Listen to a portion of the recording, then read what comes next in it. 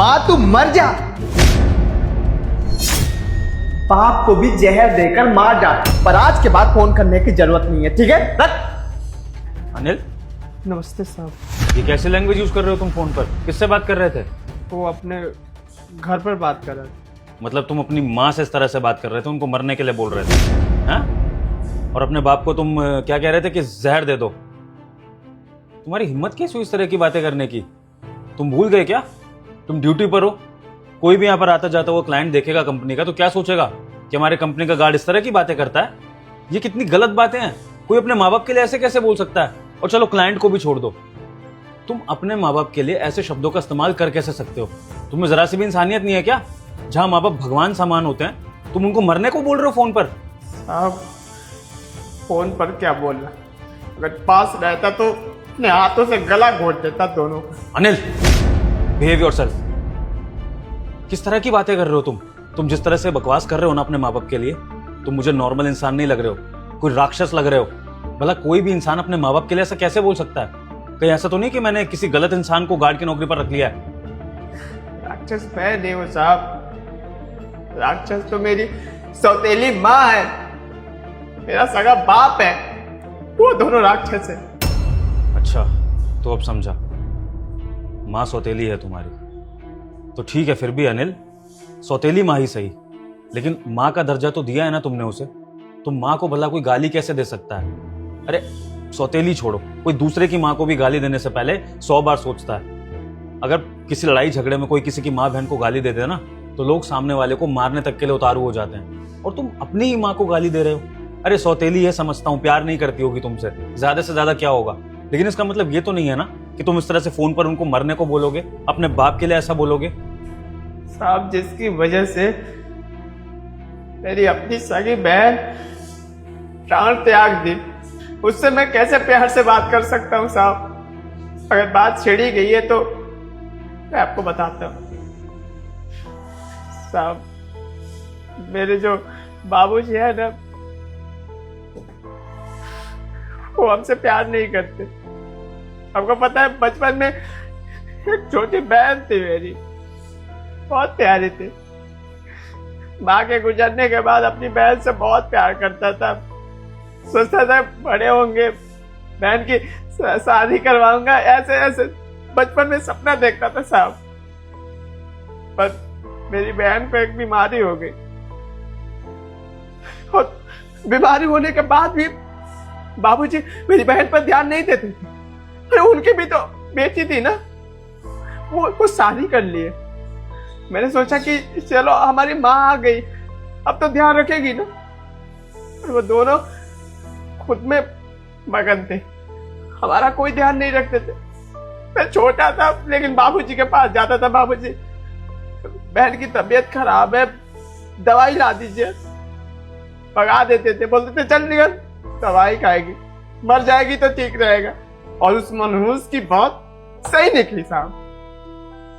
मेरी बहन आज मेरे साथ नहीं है, सिर्फ मेरे बाप की वजह से, सौतेली माँ की वजह से। तो आप ही बताइए साहब, जिसकी वजह से अपनी बहन को खो दिया, जिस बाप को मेरी बहन से कोई फर्क नहीं पड़ा, अगर वो बाप बीमार है मुझे फर्क पड़ना चाहिए? नहीं साहब, अगर वो बाप का फर्ज निभाता ना तो मैं ऐसी बात नहीं करता साहब। उन दोनों को उनके कर्मों का सजा मिल गया है।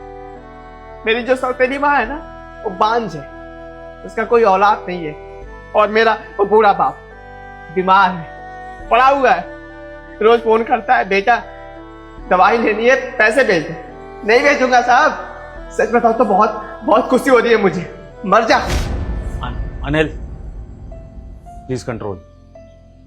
मैंने सुना तुम्हारा दुख, तुम्हारी बहन चली गई और उसके जिम्मेदार भी तुम्हारे अपने हैं। ये अपने आप में एक बहुत बड़ा दुख है, एक ट्रॉमा है तुम्हारे लिए, जिससे तुम्हारे लिए बाहर निकलना बहुत मुश्किल है। तुम्हारा दर्द मैं अच्छे से समझ सकता हूँ, लेकिन इसका मतलब ये नहीं है कि तुम अपने माँ बाप को गाली दो, और मैं इस चीज़ में तुम्हें कभी सपोर्ट नहीं करूँगा। है तो वो माँ बाप ही ना, वो भी तो तुम्हारा परिवार है। अगर तुम्हारे बाप ने तुम्हें पैदा ना किया होता, तुम्हें ये जिंदगी ना दी होती, तो फिर क्या तुम अपने बाप को इस तरह से आज बोल पाते? वैसे भी घुट घुट के जी रहा हूँ साहब जी, बचपन से घुट घुट के जी रहा हूँ। भले मैं पैदा ही नहीं होता। खैर छोड़िए ये सब, माफी चाहता हूँ, आपका वक्त बर्बाद किया।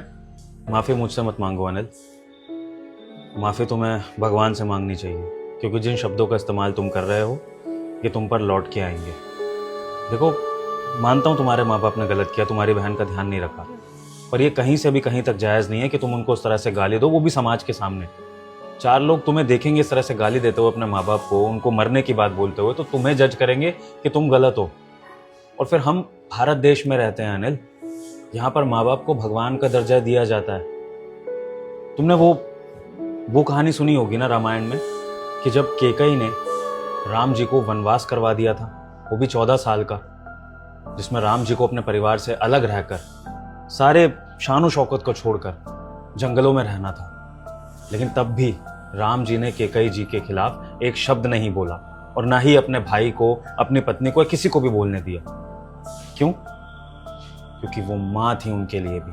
भले ही उनकी कोख से उन्होंने जन्म नहीं लिया था, लेकिन उनको वो माँ कहते थे। और देखो, आज उन्हीं राम भगवान को पूरी दुनिया पूजती है, क्योंकि उन्होंने जो माँ ने कहा वो सब सुना, सहा, चाहे वो गलत था या सही था। अब देखो अनिल, जो हुआ है उसको बदला तो नहीं जा सकता है। तुम्हारे माँ बाप बूढ़े हो गए हैं तो उनको सजा भी नहीं दी जा सकती है इस चीज की, सुनाने से भी कोई फायदा नहीं है। और तुम्ही ने अभी ये बात बोली ना कि दोनों तुम्हारे माँ बाप अपने कर्मों का फल भुगत रहे हैं, माँ तुम्हारी बांझ है, पिता तुम्हारे बीमार रहने लगे हैं, तो फिर जब भगवान ने उनको उनके कर्मों का फल दे दिया है, तो तुम उनको उल्टा सीधा बोलकर क्यों पाप कमा रहे हो? उनकी बद्दुआं क्यों ले रहे हो? हो सकता है कि उन्होंने जो भी किया हो पास्ट में, आज उन्हें अपनी गलती का एहसास हो रहा हो, वो बिस्तर पर बैठे बैठे ये बात सोचते रहते हो कि उन्होंने बहुत गलत किया, उन्हें पछतावा भी होता हो। लेकिन उन्हें माफ करना तुम्हारा काम है, उनकी सेवा करना तुम्हारा काम है।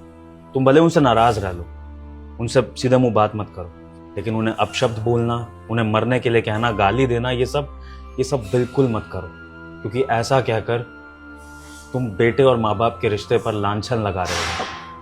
और मेरी बात ध्यान से सुनना, आंख के बदले आंख, पूरी दुनिया अंधी हो जाएगी।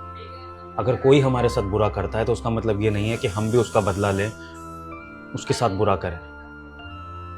अगर सह सकते हो तो सह लो और आगे बढ़ो, तुम बुरे मत बनो। तुम्हारे माँ बाप को गाली देने का कारण तुम्हारे लिए सही होगा, लेकिन जब दुनिया इसको जिस नजरिए से देखेगी ना, उसमें तुम उनके लिए बुरे इंसान लगोगे। आज अगर मेरी जगह कोई और होता, तुम्हारा बॉस, तो वो तुम्हें नौकरी से निकाल सकता था। फिर तुम क्या करते? तुम्हारी नौकरी जाती तो तुम 2 वक्त की रोटी भी नहीं खा पाते। तो ऐसा मत करो अनिल, ऐसा मत करो। अपने माँ बाप की बद्दुआ मत लो, उनकी दुआएं लो। उन्होंने जो किया वो उनके साथ है, तुम जो कर रहे हो वो तुम्हारे साथ जाएगा। और अभी देखो, तुम जवान हो, तुम्हें जिंदगी में आगे शादी भी करनी है, बच्चे भी करने हैं। अगर तुम ही ये नींव रखोगे अपने माँ बाप को गाली देने की, तो हो सकता है कि कल को तुम्हारे बच्चे हो तो तुम्हें भी गाली दें। तो ये रीत तो ऐसी चलती रहेगी ना। तो इसलिए इसको खत्म करो, भूल जाओ जो तुम्हारे माँ बाप ने किया था, और उनको माफ करके उनकी सेवा करो और आगे बढ़ो। जी साहब जी, आपने सही बोला कि जो करेंगे वो लौट कर आएगा ही। जैसे मेरे माँ बाप किए, उनको उनके कर्मों का सजा मिल रहा है। अगर मैं भी करूँगा ऐसा तो मुझे भी मिलेगा। तो मैं भगवान के नजर में बुरा नहीं बनना चाहता, मैं अच्छा बेटा ही बन कर रहूँगा। बहुत बहुत शुक्रिया साहब जी बताने के लिए और सही रास्ता दिखाने के लिए। देखो अनिल, आज घर जाके शांति से अपने माँ बाप को प्रणाम करना, उनके पैर छूना, चाहो तो सामने से, चाहो तो मन में उनसे माफ़ी मांगना, जो भी तुमने उनके लिए गलत सोचा, उनको गलत बोला। और उसके बाद उनकी देख रेख अच्छे से करना। तुम्हें कुछ एक्स्ट्रा पैसों की ज़रूरत हो अपने पापा के इलाज के लिए, मुझे बता देना, मैं पैसे ट्रांसफ़र कर दूंगा। ठीक है जी। और उम्मीद करता हूँ कि आज के बाद मैं तुम्हें तुम्हारे माँ बाप को कोसते हुए कभी नहीं देखूंगा।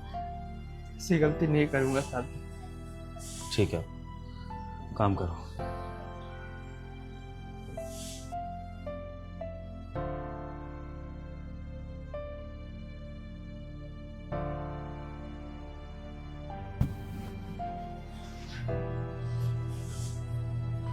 माँ, अब शाम को आकर हॉस्पिटल लेकर चलते।